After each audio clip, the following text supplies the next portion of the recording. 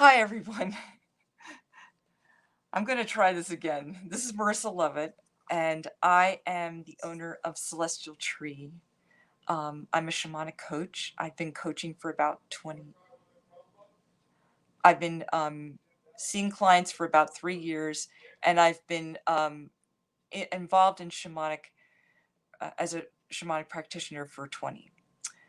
So let me see here. I'm going to go ahead and I'm going to. Oh, good. Thank you. Yay. I'm so happy you can hear me. Okay. Sorry about that little Mercury in retrograde adventure. So what I'm going to do is I'm just going to go ahead and start from the beginning.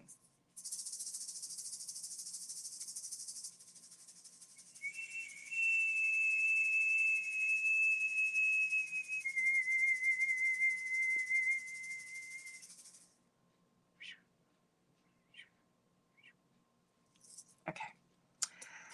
So the first thing I'm going to be doing is sort of talking about a little bit about soul loss. Then I'm going to talk about just basic ideas about dreaming and animals. And then we're going to go into what it is like for to combine all of this in healing work, to heal ourselves, to heal other people, to heal. A lot of people associate soul loss with childhood trauma, but there can also be ancestors can have soul loss. Um, there can be off-world experiences that can have soul loss. There can be other lifetimes that can have soul loss. And we're going to talk a little bit about all of that today. So thank you so much for your patience, and Christina for your help. And hello. And thank you for sticking with me today. Okay, so what is soul loss? It's basically like it's a form of dissociation where the spirit and the body split. And the spirit goes someplace in the other world where it can be safe. Now, and it's often thought of to be the result of trauma, but the traumas can be different. There can be cases of soul loss where a person, part of their soul leaves the body because they were happy someplace. And so they want to go back and be in the place where they were happy. And there are cases of that too. So basically, there's a continuum, and the continuum goes from severe soul loss, where you have someplace, a person's in a coma, or a person's like very, very ill, or so depressed that they can barely like speak to people. That's severe, all the way up to just a slight loss of essence. And so there's a continuum. And so we're going to talk a little bit about that also. Now, soul retrieval and soul recovery are very powerful healing ceremonies that heal this dissociation. And so one of the problems that can happen when the body and soul separate is that there can be unhappy spirits or harmful energies that can fill in the void where the soul was. There can be cords attached to the ancestors where the ancestors are unhappy for some reason or connected to unhappy energies, and energy can come down through those cords. So there can be a lot of very tricky things that can happen. Unhappy spirits can disguise themselves in the other world as soul parts, and then the practitioner goes out to retrieve the soul part, and they wind up bringing a foreign entity back to themselves or the person they're working on. And finally, as I mentioned before, soul parts don't always want to come home. Sometimes they need to be healed or even like coaxed. There's cases of even where they've been stolen, and so they have to sort of trick the person into letting go of the captured soul part. So many people associate soul recovery or soul retrieval with shamanism and the shamanic journey, which is like the classic part of that way of working. But I am going to be talking a little bit about other ways, another types of trance states that can connect you to the other world. It doesn't mean that you have to do shamanic journeying. There are famous healers who can track a soul part by walking around on the ground to the place where the trauma happened, and they can retrieve the soul part that way. There are also cases of people using dream work, which is one thing that Robert Moss focuses on, and that's why he calls it soul recovery. And that's what I'm going to be talking about today. But there are many traditions where dreaming is where the soul healing takes place.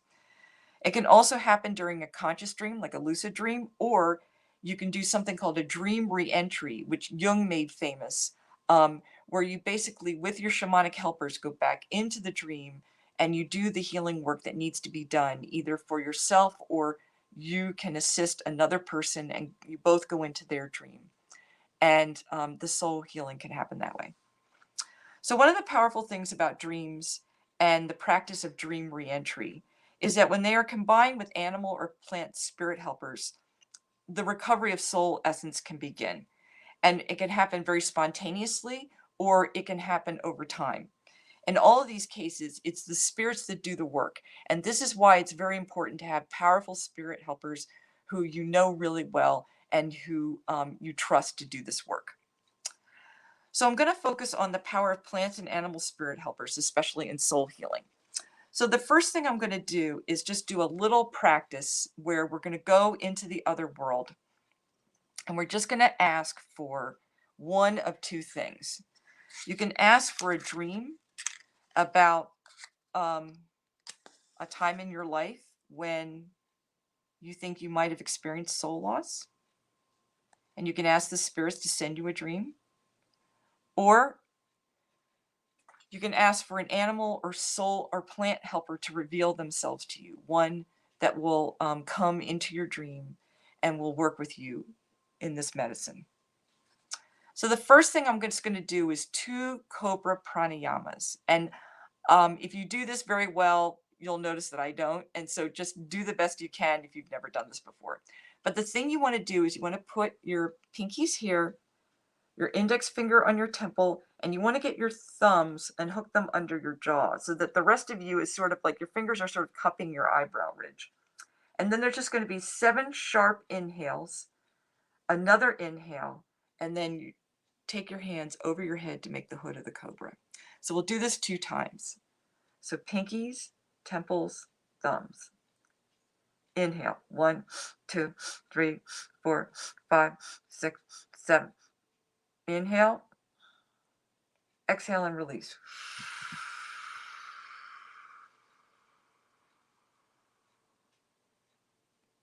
And one more time. Pinkies, index finger, thumb. Inhale. 1, 2, 3, 4, 5, 6, 7. Inhale. And exhale and release.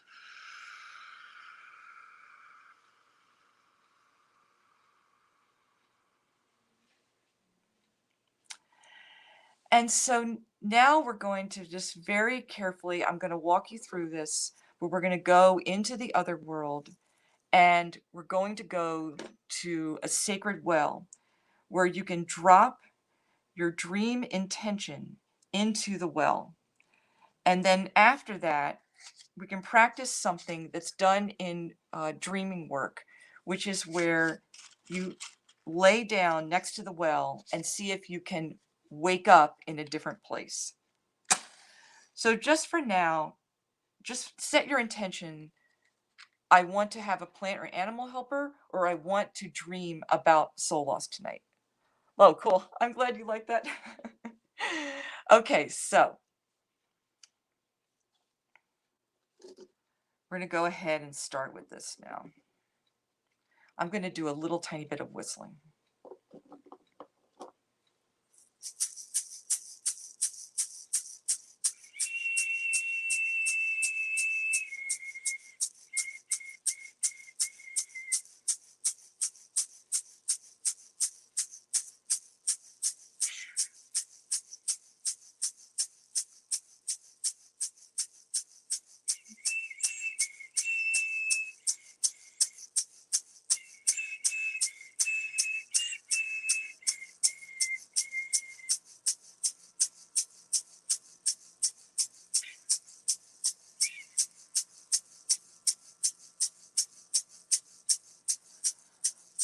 So now I want you to focus on your throat chakra. There's a beautiful lotus within it with a candle flame.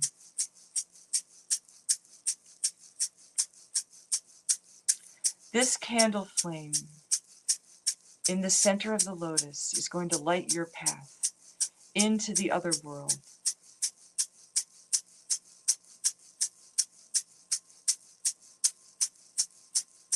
The ground is covered with green, soft moss.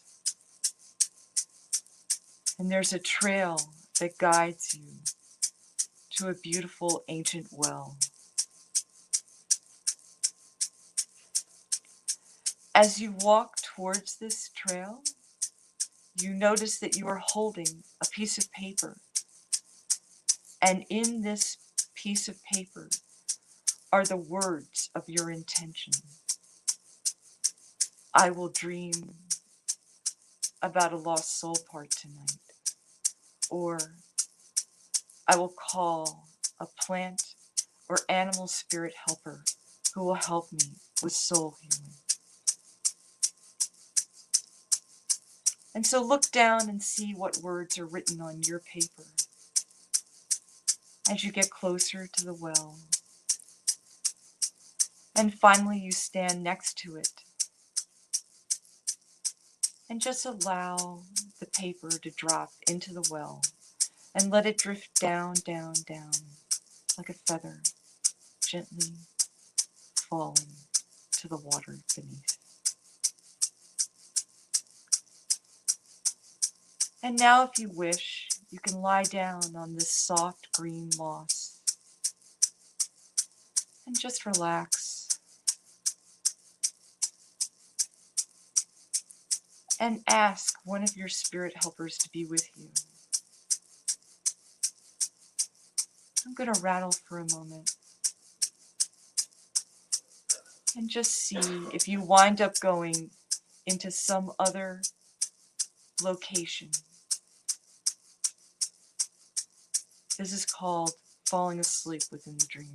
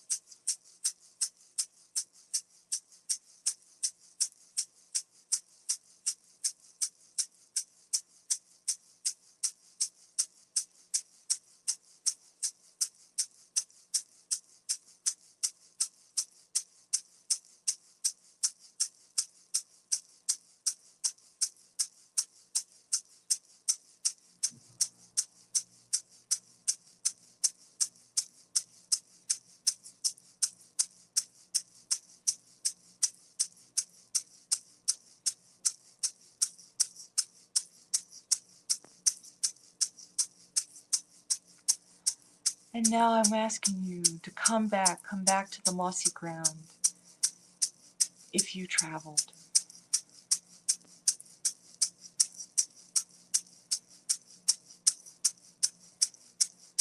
And stand up and stretch, surrounded by the beautiful green moss, next to the ancient well of dreams. And now begin to walk slowly back towards the lotus with the candle flame in the middle. And the candle lights your path, allowing you to move closer and closer as it becomes larger and larger until finally you merge completely and come back to your body. And then when you're ready, I like to rub my hands together just to feel like I'm back. Just gently open your eyes and come back to the room. Now, this is just a form of dream incubation that you can do anytime. You can use the replay if that helps you, but you can also just do this by yourself without anything. In fact, what I like to do is do it when I'm in the hypnagogic state. And I may fall asleep within the dream, literally lie down in the hypnagogic state in the visualization, fall asleep, wake up someplace else. If I don't like that place, fall asleep again in that place, wake up someplace else until I'm finally in a place where I want to be. And that's a way to kind of get into the other world, if that vibes with you, kind of thing. Okay, so now I'm going to talk a little bit about plants in and animals in dreaming, just in dreaming in general. There's a practice called incubating or calling a dream, and um, that practice is one of them. There's another way you can use tea, like what Renee was talking about. Um, I like to use mugwort as incense and breathe in the mugwort smoke because, like juniper, it kind of leads me into a light trance state. There are other teas like oregano, bobinsana, which is a rainforest lucid dreaming tea. Um, Marissa, you ought to film some videos of you just rattling. Oh, wow. Thank you. Blessings. Um, Bobinsana, which I have not worked with, but I'm excited about working with, is mixed with a type of liqueur called the guardiente to make a tincture. And it's used by healers and dreamers all throughout South America. But I think it's particularly associated with the, um, the rainforest. But you can use oregano. I've had great luck just with lemon because lemon is a cleanser. And one of the problems that people have when they go into the dream world is they've got baggage from other people or from their own self. And so that leads them into the dream world. There are also animals that help in dreaming. Forming a connection with an animal in dreaming is already soul recovery. That's something Robert Moss said, and I love that. These animal spirits can empower us to do certain tasks, but they can also be allies and healers. Some may develop certain traits like connecting people with the land or their ancestors, or helping a person to recover their lost energy. These dreams often feel like gifts of power. Like one shaman said, you feel like you're going to live forever when you have one of these dreams. You can also learn to re-enter a powerful dream, either in a journey meditation or in a conscious lucid dream. In fact, you can use dream re-entry as your intent to put the paper in the well if you like that. There are also nightmares where your animal helpers will try to attack you, rip you to pieces, or eat you. These can be like mini shamanic dismemberment experiences that people sometimes get at the beginning of their relationship with an animal spirit. Other animals in dreams may represent aspects of the body or the soul that have been suppressed or ignored. And so you might like dream of an animal that's in a pen, in a zoo, malnourished, in distress. And that can sometimes be like, sometimes it's an animal spirit that needs to be fed, that's your helper, but sometimes it's a part of you that needs to be um, helped. Because a dreamer has a psychic connection to their dreams, you often know what kind of dream you're having, but you don't always. And so that's why I created a special deck, and I even do a special reading to help people figure out kind of which dream they're having. Now, animals can be helpers both short and long term. For example, in my life, my guardian animal spirit appeared to me frequently. It taught me a lot about its life, about its way of life. It taught me about its medicine and my relationship with power. The white egret introduced me to lucid dreaming. I received that during a shamanic healing, and it taught me the way back into lucid dreaming by like resting on its back and its wings. Butterfly came to me when I was in a really stressful situation. I was looking for a place to live, and I didn't have enough money to find a place to live. And the butterfly connected me with nature divination and with ancestral guides and with crystals. Ancestral guides may also appear in dreams accompanied by their animal spirit helpers. Sometimes our ancestors were very close to certain animals or wild plants or cultivated ones. And so those animals and plants can sometimes be a go between to the ancestors, especially if there's a lot of trouble, a lot of ghost energy or bad energy harm on those lines. Sometimes it's easier to relate to the animal or plant spirit. Animals can also be symbols of the state of the body or soul, as I mentioned earlier.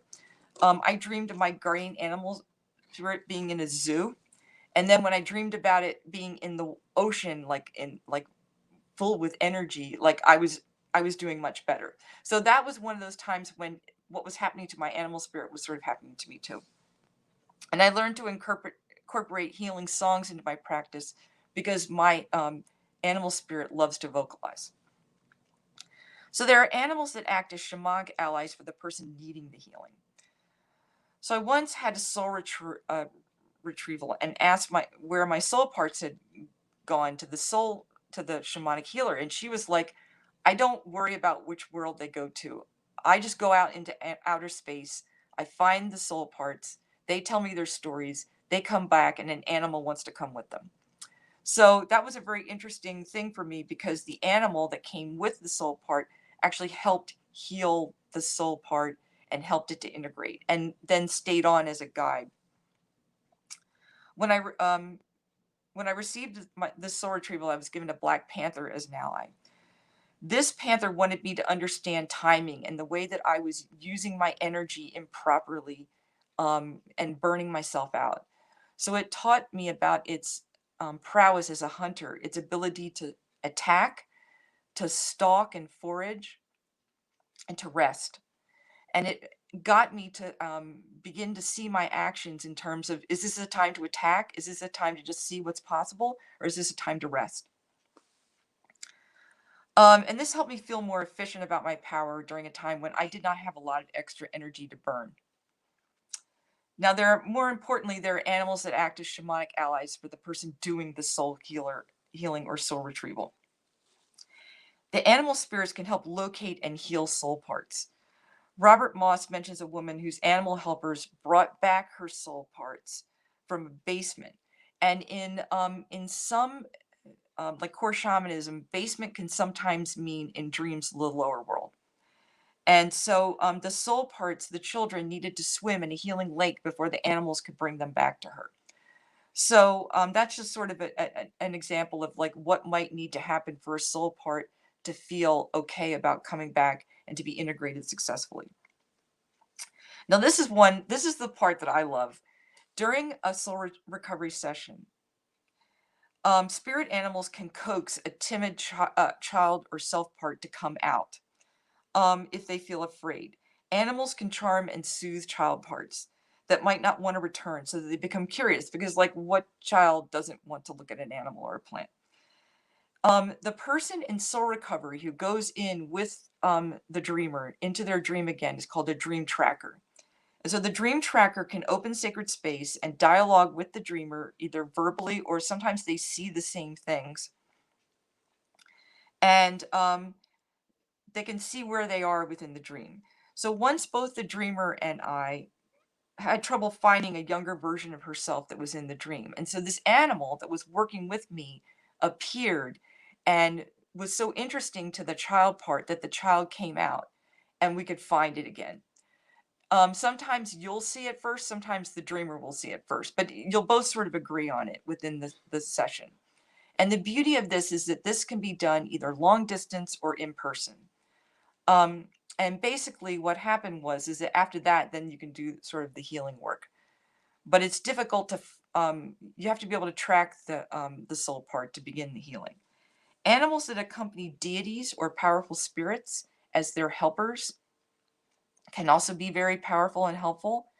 Sometimes I'll see an animal associated with a deity before the healing, and that's a message that that deity wants to help, is available to help. They can lead you to the soul part. They could also do some special task associated with that deity's medicine or power.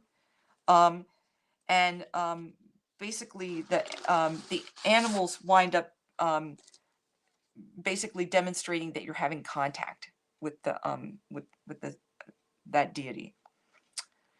Animals can also function as a symbol for soul parts. This doesn't happen as much. I had a dream once about soul loss where two ibises flew away from a bay into an island that was in the middle of the bay. This bay and this spot was a place where the trauma happened to me in waking life. So I did several dream reentry journeys with my spirit helpers. And after a period of time, I had another dream where the ibises came back. After that, I began to see real, actual ibises in like waking life, and they became a powerful helper for me. So this is like a little bit of a way of showing how most of the time when you do dream reentry or soul recovery work, you're dreaming about yourself or the other person as they were when the trauma happened, and you'll see them looking like that. but sometimes it's an animal instead. And so I'm just throwing that out there. Birds often symbolize the soul in some cultures. So I'm just, just in case that happens to you. Animals that represent the directions and assist in aspects of soul recovery. Okay, I did an entire training last 12 Days of Christmas on the four directions and the guardian spirits that go with them, which are frequently animals in many traditions. But I just want to talk a little bit about how this works with soul recovery. So in some traditions, the four directions also connect to the three worlds of the shaman. I first discovered this through the work of Alberto Villoldo. I was taught that the south and the west represent the lower world, and the north and the west are the upper world. Animals like the jaguar, which connect to the west, have the power to extract heavy energy, like cords, like negative stuff sent down by the ancestors. Like they can even do a little bit of extraction work. I was working with a client and we were in the space of her dream. There was heavy energy connecting to her that was not leaving. The jaguar jumped into my body and I blew it into her. Now, this can also be done either face to face or through like Zoom. She said that at that moment, that was when the heavy energy left. So she was able to report that back to me. Now, the condor spirit, which is the Hatun Kundur in Andes, is the symbol of the medicine of soul retrieval, according to Puma Quispe. He recommends using blowing things like condor, amaro, which is the serpent, like Christina's serpent medicine, Hatun Puma, the puma, or other mountain spirits into the client, because sometimes people are very, very fragile when they need a soul recovery or soul retrieval. And even just working with the powerful stones of the medicine bundle can just be too much. So the breath is like a gentle way to get the healing in there and to get started with it. He also says that besides condor being associated with soul retrieval, that plant spirits are powerful spirits of light, and they serve humanity to evolve themselves. They tend the guardian, and they are the guardians of the garden, and they want conscious communion with us, and they want reciprocity. So that's why they're such powerful healers. And finally, Erica Buenaflor, who teaches a type of curanderismo, teaches that you can do soul retrieval based on the quadrants of the four directions, and that there are animal spirits associated with the three worlds and energies with the four directions. And it's rooted in the indigenous practice of honoring, respecting, and creating sacred space within the cardinal directions. And what that means to me in working with her system is that there are wounds of medicine in every part of the directions. And when you do that, when you go in that way, the person is able to integrate and heal simultaneously. And this is really good because sometimes people get a very powerful healing, a very powerful integration, and they're stuck. They're like a completely different person and they don't know how to integrate it. And there are sometimes when that's so traumatic, it becomes like its own little problem. Yeah, quadrants. Yeah, right. Sorry. Okay, now I'm going to talk about the power of the plant people. And this is watchuma. Watchuma is the sacred San Pedro cactus. It's the medicine of the Andes. And after I received my healing song from the San Pedro cactus, I was able to do more complicated healings, including past life healings, even on myself. So Watchuma and the spirit helpers that went with that spirit became powerful allies, and they did the work. When I was doing these things, I'm not doing the work. They're doing the work. That's a really important part of animistic and shamanic healing as I was taught it, is that I'm not doing the work. And that helps protect me.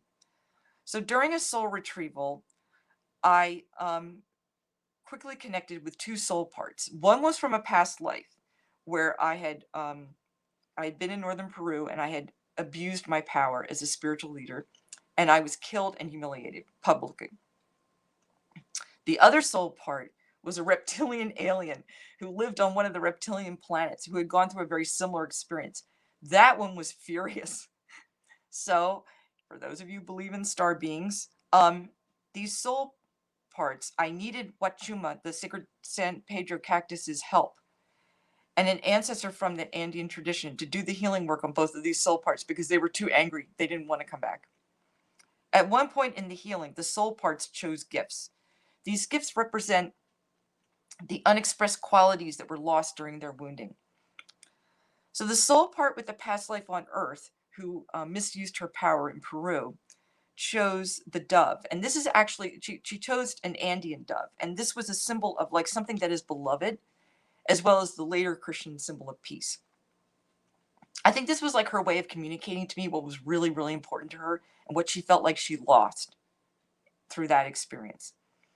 The reptilian wanted to bring back something that was like this geometric shape, this really intense geometric shape that was filled with star energies. And she communicated that this was considered a very sacred essence on her world. And so this is what she felt like she lost contact with. Now, when these parts were retrieved, I felt much better, lighter, happier, great, but I still felt that anger. And so I had to work with it. And over time, these two beings became guides for me, helpers for me. They helped me work on my power. They helped me connect trust my connection to star allies, and to even perform divination with star allies, which was something that I was not willing to do before that. So hallucinogens get a lot of attention, but there are other plant teachers, and one of them is tobacco. Let me just take a break. Were you the reptilian, or was the reptilian involved in the soul loss? I was the reptilian. Yeah. I have a connection to Orion. Thank you for sharing the story. Oh, good. I'm glad that was helpful. So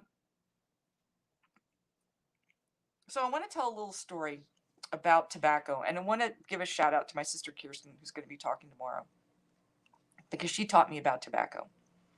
And her teacher was taught by a native man from California, where they have a very strong, powerful tobacco tradition. And they have, this is everywhere. Everywhere in the Americas has a powerful tobacco tradition, but this one is just the one I learned.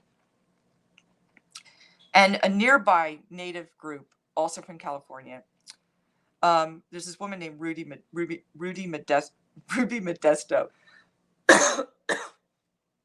She's a powerful dream healer, but her uncle was a specialist in soul retrieval. And he had a very interesting way of doing it, not like Sandra Ingerman at all. The sick person came to his home, was very, very ill, kept falling asleep all the time, couldn't wake up. It was almost like a really, really bad case of chronic fatigue.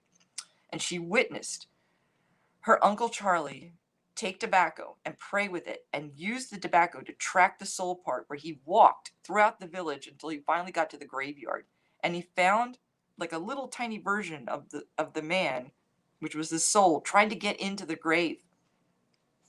And he was able to lift the man out, take him back to the house where the human being who needed the soul was staying, blow tobacco's spirit and whatever spirits were carried by the tobacco, because tobacco is a great carrier of medicine, like all the teacher plants, and brush it with eagle feathers and blow it back into the man's head, and instantly the guy got better. So this is a very powerful experience of soul retrieval that didn't require ayahuasca or any of that stuff, even though I have great respect for these teacher plants like ayahuasca. I'm just saying that you don't have to only work with them. You can work with other plants that are just as powerful and helpful. Loved hearing about these stories. Makes so much sense. Oh, good. I'm glad. Okay, so I'm going to talk a little bit about just herbs, just regular old herbs that people use every day in soul healing. During like a type of limpia healing that a Peruvian curandero did for me, he blew my name 3 times with agua de Florida into my crown chakra and into my heart. Now, this wasn't really like a soul retrieval. It was more like an essence retrieval. So it was like when in the beginning of my talk, I was talking about how, there's like different types of soul loss, and some are like way better than others. This was like a very low key soul loss. And I've actually used a similar process in a healing combined with a plant spirit for a client when I blew a dream of a healed future into his crown chakra and heart. Tobacco is extremely powerful. Yes, yes, yes. Thank you. That is, thank you, Kelly. That is awesome. Not everybody thinks that. Some people are really, it's because tobacco's been misused and it's been such a poison in this culture. Some people are really, they have a hard time seeing that it's a medicine. So thank you. Now, I tend to be biased towards wild plants as allies, but I just want to talk a little bit about sweet basil because it's so common. Everybody grows it, and it's a powerful medicine. Um, it's really an amazing plant spirit. I've journeyed to this plant spirit, and I will ask if it would like to work with me. If I'm going to do a candle sending, a special one, um, I've used it sometimes. I'm going to use it to make just a water spray, an infusion. Um, it will tell me if offerings are needed when it tells me yes, because sometimes the plant spirits like offerings, so they work better. And this process can help me to integrate healing work done for myself and others. So I've had many, many good experiences with sweet basil. Another domesticated plant that's super common is rose. Rose is one of my favorite plant spirits because rose, sometimes someone will come to you and they're really in a fragile state. They're either really, really sick or they're really, really depressed. They're really, really grieving. And what the rose petals do is it just gently comes in there without traumatizing the person. It doesn't drag them back into health. It coaxes them back. The rose, um, the hip, the part that's used for vitamin C, that one is really good for if you have the kind of heart where you get like hurt in your heart easily. Like it gives you the strength to stand in your own power as your heart, to just completely stand there and be like, yes, this is what I believe, this is what I love, this is who I care about, and I'm not going to get knocked around.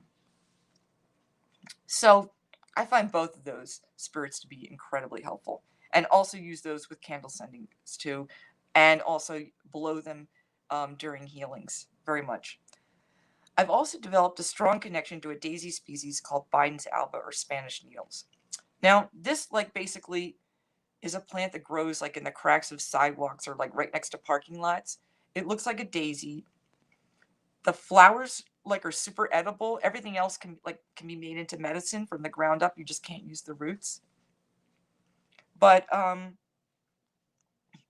it's an immune herb, but it's also great for getting rid of heavy energy, like cords, or just if you pick up something icky when you're working with a client.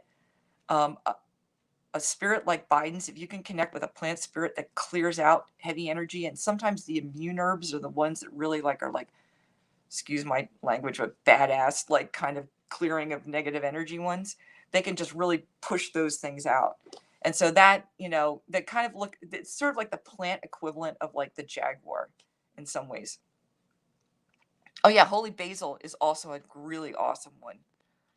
Yeah, holy basil is awesome. I love that one. Now, sometimes this is needed in a soul retrieval because the soul part is connected to heavy energy, cords from the ancestors, stuff like that.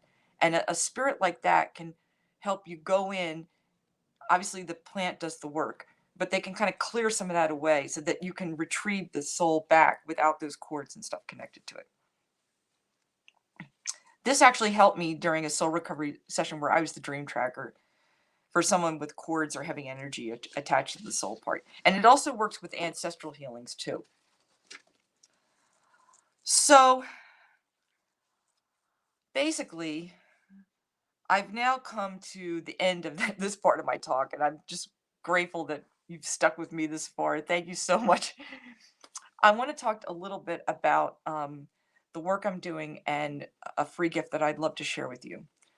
Um, I'm obviously, I love working with plant and animal spirits. I love working with dream work. It's a huge part of my practice.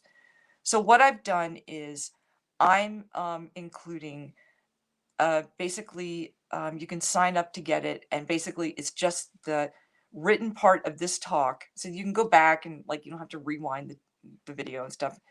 And it includes just a short video of me rattling so that you can go back into a dream on your own. So you can do your own dream reentry. And so that way you can kind of get started with it. So once you kind of get the feeling for how you work, you can adapt this to your own practice.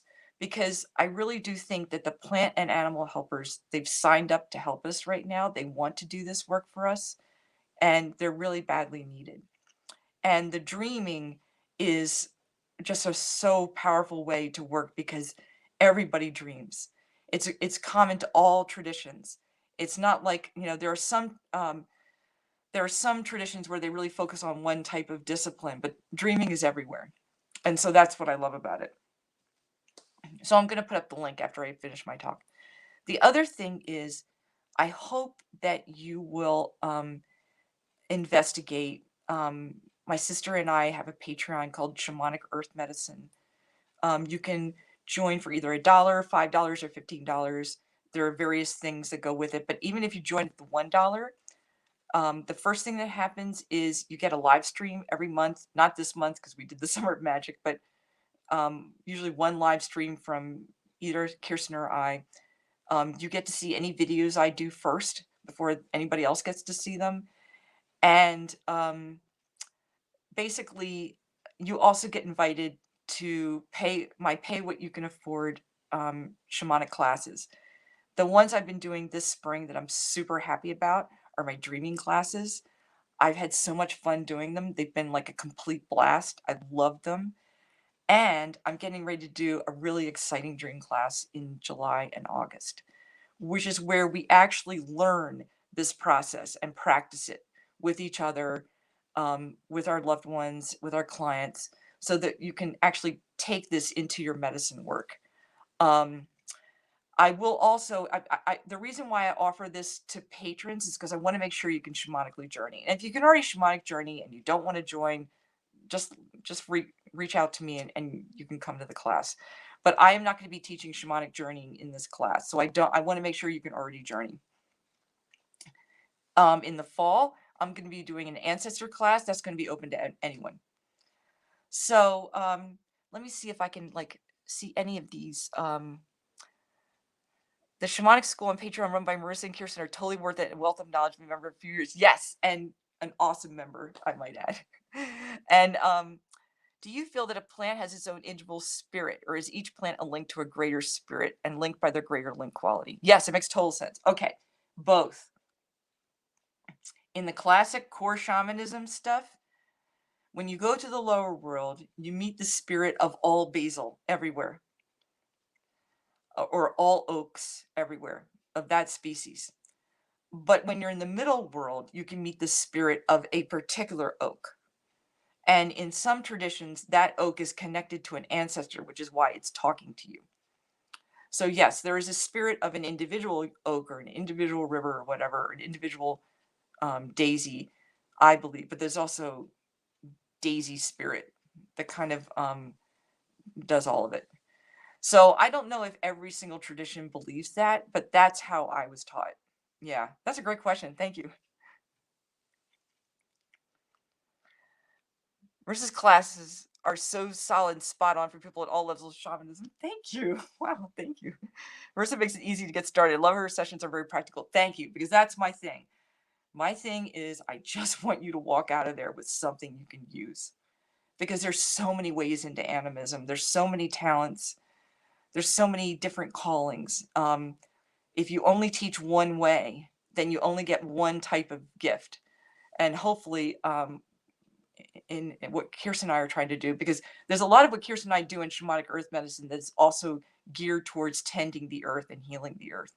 So there's a whole group of people that's really their specialty, and or weather working. There's people that's their specialty, and this is true in all the animistic traditions. There's always like some group of people whose job it is to work with weather. So yeah, makes total sense. Thank you. Good. So I just want to say I'm a little bit short today, but thank you so much, all of you, for being patient, for putting up with my many technical problems, and just for being lovely. I know I missed a lot of your questions, so I'm going to go back and after this is done, and I'm going to answer them. But let me just make sure there's so many different branches and specialties. Oh my God, yeah, really, truly. I mean, it's mind-boggling. the calling that people go through just to be herbalists in a traditional culture is amazing. I mean, it's almost as powerful as what shamans go through. So, I mean, it's living in an animistic world is a completely different experience. Yeah. This was great. Thanks. You are a true champ. I appreciate you coming through, and I know we all do. Thank you, Christina, and thank you for saving me. Our great group moderator and champion, Christina Quick. So I'm just going to leave it here. I'm going to basically say thank you to my spirit helpers and thank all of you for your great energy and medicine.